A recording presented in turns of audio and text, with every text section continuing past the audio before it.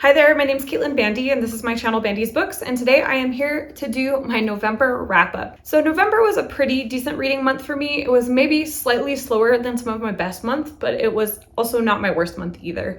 And I feel like the quality of the books that I read in November were pretty solid. So in the month of November, I ended up reading 17 books in total. That's about 4,836 pages, and that averages out to about 380 pages per book. The themes and readathons that I participated in this month were Indigenous Peoples Month, Historathon, Nonfiction November, and NetGalley November. My longest book of the month was How Not to Age by Dr. Michael Greger. That came in at 576 pages. My shortest book of the month was The Premonition by Banana Yoshimoto. That came in at 128 pages. My top genres this month were mystery, historical fiction, literary fiction, thriller, and science fiction. So now let's go ahead and jump into those star ratings. I'm going to give you just a brief summary of each of the books that I read and why I rated them the way that I did. We're going to start with the 3 stars. First up is a book that I read for NetGalley November, and that's When I'm Dead by Hannah Morrissey. This was probably one of the lower books on my 3-star scale. This was just okay. It was kind of your typical thriller in that it was hyper twisty and really unrealistic at the end of the day. When I read thrillers, I'm looking for something that's surprising but also realistic and plausible, and this just wasn't it. We had a bunch of child characters that were really bizarre, and just it felt like the author was going so far out there in an effort to be surprising that the book just went off the rails completely. Also for NetGalley November, I had Here in the Dark by Alexis Soloski. This was also a thriller, kind of a mystery. This was a little bit better. This is about a film critic, and she is experiencing a series of crimes that are kind of threatening to her. This has that same thriller element. You wonder what's going on, but this is also another book that kind of goes pretty far off the rails, except for the fact that halfway through you can sort of guess what's going on. Not necessarily the entirety of what's going on, but at least the main theme of what's going on. For both Nonfiction November and NetGalley November, I had Take the Lead by Sasha Digiulian. Sasha Digiulian is a pretty well-known, famous female rock climber. She's very well respected, and as somebody who rock climbs a lot and really enjoys the outdoors and outdoor adventure, I was really excited to get into this memoir. I think the reason that this ended up being a 3-star memoir for me is that I was hoping it was going to be more about her climbing and her climbing career and the issues that she faced as a female athlete. And I feel like a good half of the book was spent on her relationship with people in terms of dating. I don't really personally care all that much about who she's dating. For me, it just felt a little weird. Like maybe she felt like she needed to explain some things, but I as a reader didn't really feel like I needed the explanation. Also for Nonfiction November, I had Killers of the Flower Moon by David Grann. So I actually saw this movie earlier in the month, and after watching the movie, I realized I wanted to read the book as well because I had heard that the book was from a completely different perspective. I read the book. I thought that the book was informative. I thought it was interesting. But with both the book and the movie, I found myself really wishing that there was a lot more information on the Osage perspective instead of just the white people that were involved in the scenario. So for me, it felt like an incomplete narrative. It's not an uninteresting story, and I don't think that technically the book is that bad in terms of the writing. I just felt that it lacked a lot of perspective and nuance. For Indigenous Peoples Month, I had Tread of Angels by Rebecca Roanhorse. So I absolutely love Rebecca Roanhorse as an author. I devoured Black Sun when it first came out, and the second book in the series was pretty good as well. I think that this one might end up being one of my all-time favorite fantasy series if the third book, which comes out in 2024, is as spectacular. So going into Tread of Angels, I was really hyped up. Unfortunately for me, this novella kind of never really found the same level of interest for me. It is a fantasy. We have like a mining town. We have characters that are superior to other characters for some weird hierarchical structure. I kind of almost had the feeling that they were supposed to be like aliens. I don't know, it was an okay story, but it was definitely, in my opinion, not Roanhorse's best writing. Next up for NetGalley November, I have Stars in Your Eyes by Callender. This is a book that I really wanted to love. I absolutely adored their first book, Felix Ever After. You can even see that there's a copy behind me. So I was hoping I was really gonna love Stars in Your Eyes as well. I was a little bit skeptical going into it because it is marketed as a romance, and I am not a romance reader by any accounts. But I know that Callender is a talented writer. I love that they write from a different perspective than most authors, and so I went into it pretty optimistic. I actually was surprised because It was a lot darker and more complex than I was expecting, but not necessarily in a way that I love. This book explores abuse and power dynamics and the things that people are forced to do in Hollywood. I thought there was a lot of thought-provoking conversation in this book, which I was very happy for, but I felt like it was like overwrought and it went on far, far too long. For me, if 100 pages had been trimmed off of the end of the book,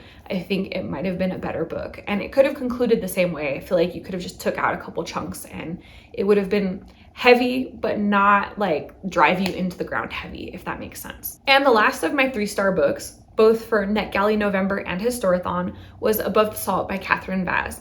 This was a book that recently released. It sounded super interesting to me. It was originally set in Portugal. It featured a religious conflict, a woman who is martyred, and then her son who's left behind to fend for himself. He eventually falls in love with a girl. They're split up by a conflict and they both end up in the States much later in life.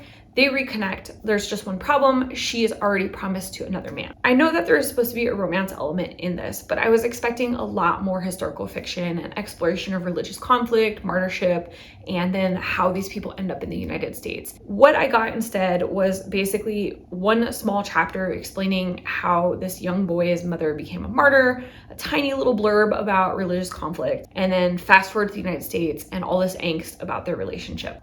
If I had known it was going to be this romance heavy, I probably honestly wouldn't have picked it up. I don't think that the writing was horrible. I also appreciated that there was Portuguese mixed in, which since I'm learning Portuguese because Oz's family speaks Portuguese, that was cool. But I found myself struggling to get through this book at points. It was boring for me at points, emotionally overwrought at points. The will they, won't they, is she gonna honor her engagement or go for the man that she truly loves, for me is like one of the most overplayed narratives. And I don't know, I guess I'm just not the right person for this book. Now for my 4-star reads. First up, for Nonfiction November and NetGalley November, I have How Not to Age by Dr. Michael Greger. So this is a nonfiction book and it talks about how to combat aging. There has been a lot of research into this particular topic over the last few decades or so, and he basically compiles all of this information into one place, and each chapter addresses different specific parts of the aging process. It was at times a fascinating read,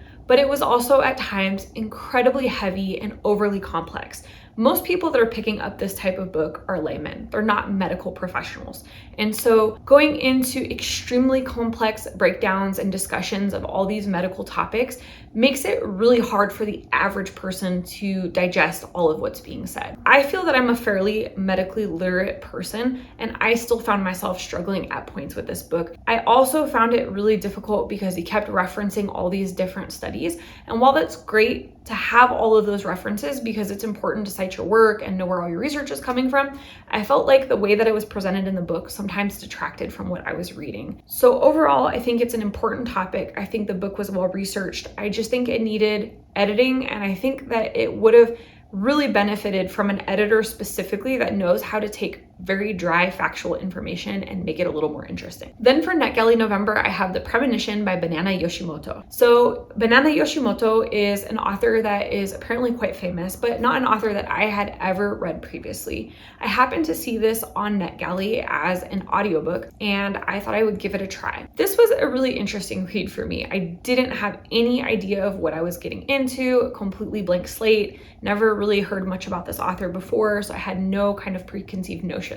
And what ended up happening is that I just enjoyed the ride I was on. This style of writing in this book is very lyrical and prosy and pretty. There's not a ton of really action-packed adventure happening. This is just about a girl and her feelings and this inkling that something isn't quite right in her life. We eventually find out what it is that's not quite right, and it isn't anything super dark or sinister, and it doesn't cause any like earth-shattering revelations. It just kind of continues in this nice, quiet, plotting sort of a pace. I think that I would have liked this book a little bit better if maybe there was a little bit more impact from this revelation, if maybe a little bit more happened in the book, but overall I think it was a pleasant read. Then for Historathon and NetGalley November, I have The Keeper of Hidden Books by Madeline Martin. This is a World War II historical fiction, and it follows 2 young women. One woman is Polish, one woman is Jewish. The Nazis invade. The Jewish woman is thrown into a ghetto, and the Polish woman is on the outside. She ends up working in a library, and she is trying to protect the books that the Nazis are trying to burn. She's also trying to send messages to her friend and smuggle food to her friend. And this was overall a pretty well-written book, but my problem with it was that I felt like I've read this book before. I think there's a lot of really great historical fictions that deal with people trying to save books during World War II and the Nazi invasion. Now, I'm not saying that makes this book worthless or that it shouldn't have been written, only that I felt like this narrative was very similar to multiple other books that I've read before. So when going into this, if you've read like The Librarian of Auschwitz or some other books that feature people trying to protect books from Nazis, this might be a bit repetitive. However, if you haven't read a book with that theme before, this would be probably a really good read for you. For Indigenous Peoples Month, I had Elatsoe by Darcie Little Badger. This was a young adult fiction. Going into it, I wasn't really sure what to expect. I have heard of this author before, but I'm not super familiar with their work. I had no real expectations. I think that I had heard about this book from Grace over at Books and Cooks, and she really loved it, so I thought I would give it a chance. This ended up being an enjoyable read. It was maybe a little bit young for me, but I kind of had that inkling going in, you know, it's young adult, so sometimes that happens. There is some magical realism, fantasy elements. Also for NetGalley November, I had Holler by Latoya Watkins. This is a short story collection and is a pretty interesting, well-written short story collection. This was nominated for a National Book Award here in the United States and has been receiving quite a bit of critical acclaim. I can definitely see why. Like any short story collection, I feel like there are some stories that are stronger than others, but overall, I think it's definitely worth the read. And then for Indigenous Peoples Month, NetGalley November, and Historathon, probably my highest rated of the 4 stars was The Berry Pickers by Amanda Peters. This book was pretty close to being a 5-star for me. So this follows an Indigenous Mi'kmaq family from Nova Scotia. They come down to Maine to pick blueberries during the summer. While in Maine, their youngest child, Ruthie, is kidnapped.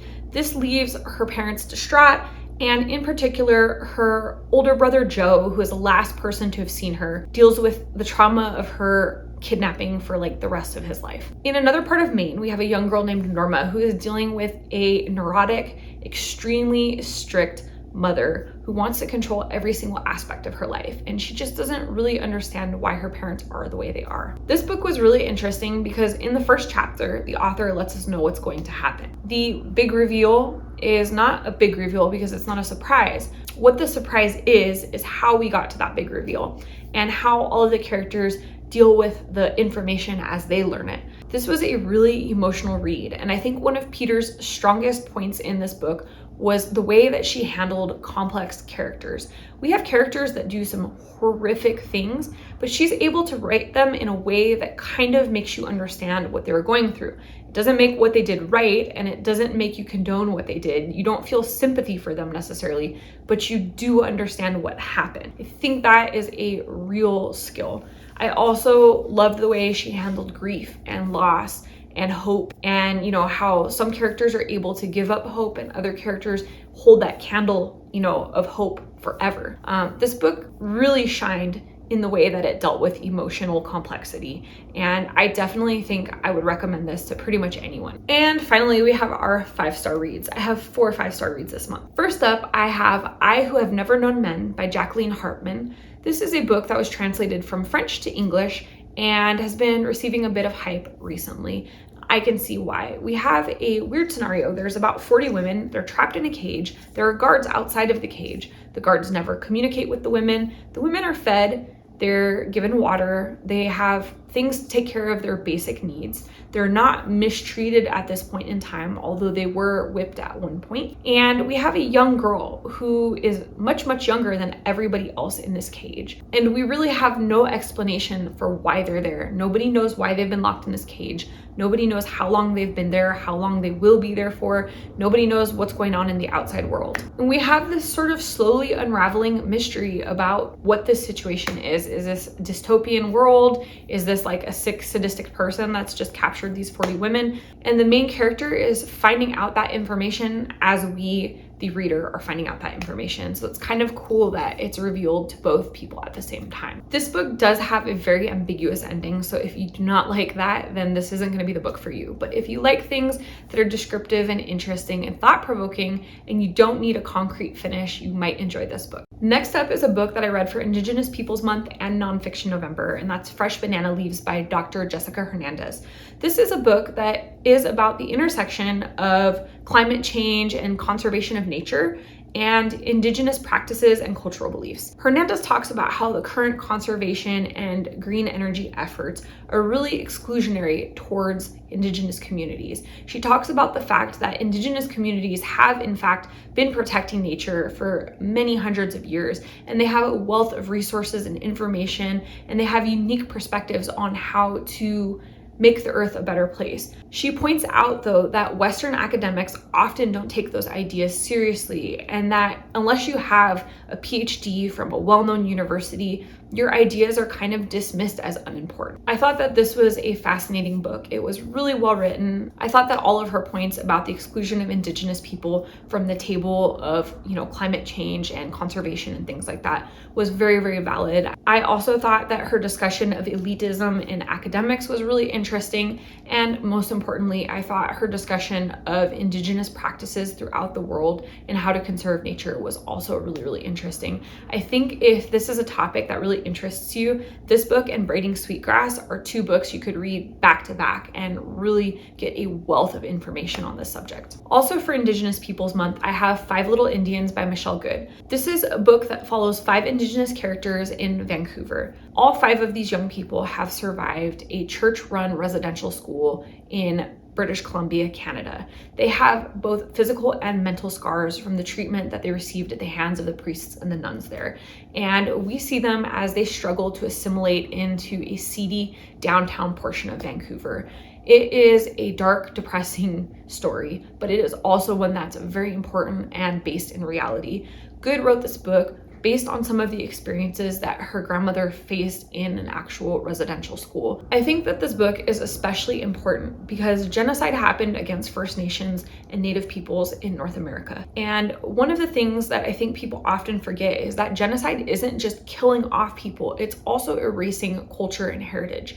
And that's essentially what these residential schools did. They took young Indigenous people and attempted to brainwash their culture and their beliefs and their heritage out of them and train them to fit into the white man's society. And we see the scars of that in all 5 of these characters. One of the things that I want to say about this is that I often hear people go, well, why are we still talking about this stuff? It happened so long ago. Can't people just forget it and move on? Well, no, actually, residential schools didn't happen hundreds of years ago. I mean, they did happen, but they were happening up until 20, 30 years ago. I know people that went to residential schools. This is relatively recent history, and it's important that we not just sweep it under a rug and forget about it. People are walking around with damage and scars. There are families that are missing children because of this exact system.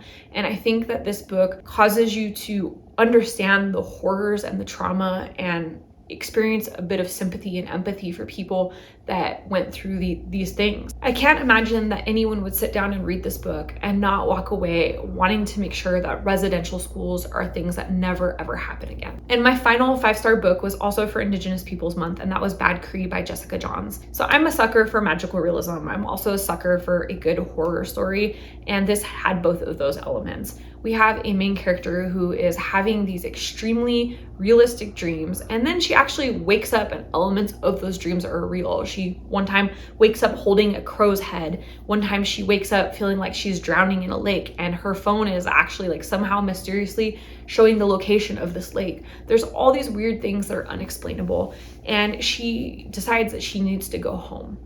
And there is an element of mystery. Her sister died, and we're figuring out what happened to her sister and how this all ties together. This book kind of is a little bit uneven in its pacing. It's not perfect, but it's a debut, and I think it was a fantastic debut. I enjoyed this book even though there are a few things that I personally might tweak, I still think this was a fantastic novel, and I cannot wait to see what Jessica Johns does next. So those are all the books that I've read. My average rating for the month was a 3.82 stars. I forgot to mention earlier that 24% of my reading this month was nonfiction and 76% was fiction. This is about 15% higher than a standard month for me, so I consider that a success. I'm so happy to see those nonfiction numbers go up, and actually coming up in 2024, I'm going to be making it a goal to read a bit more nonfiction than I typically do. And so that leads me to my favorite book of the month was I Who Have Never Known Men. I thought this was such a unique book. I don't think I've ever read anything quite like it before. I'm really enjoying delving into books that have been translated. It's kind of opened up a whole new world of reading for me. And this was probably one of the first books that I've read translated from French. I do read decently in French, so a lot of times I actually typically will try to read the book in French. But in this case, I happen to have an English copy, and it was quite the adventure. My least favorite book of the month was When I'm Dead. I just do not love a thriller that goes off the rails. I know some people are super into it. It's that whole shock and like, oh my gosh, I never saw that coming. Yeah, great. I never saw aliens coming from the sky and like kidnapping somebody and doing medical experiments on them either. But is that the most plausible scenario? You know, if I want to read like wild, crazy, out there things, I would read science fiction or fantasy. But if you anchor a book in reality, I expect it to behave like reality. So that being said, that is the end of my November wrap up. I hope that you found this interesting. If you did, hit the thumbs up button, comment down below. Let me know what your best and worst reads were in November. I want to know what books I should be adding to my list and what books I should be taking off of my list. And if you're not already subscribed to this channel, you know what to do. Hit the subscribe button down below, as well as the notification bell so that you never miss a video. And that way we can see each other again soon. Thanks so much for joining. Bye.